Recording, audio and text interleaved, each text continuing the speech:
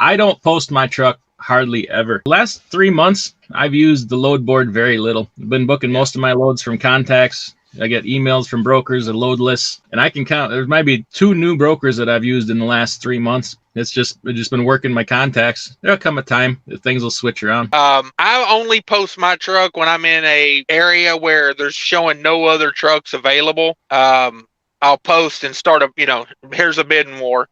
That's usually when I do it. I probably haven't posted the truck in probably 2.5, 3 months. I got to be in a really hot area, and it's got to be something like a Friday morning, or something. I'll throw it up there just to see who needs it to back, like an Uber. I'll post my truck just to see if my phone rings. I use that to judge the level of hotness in an area. Like if there's a demand. Yeah, right. If there's no demand, nobody's going to call. I want to see what the level of interest is in an area before I start putting out bids or taking rates.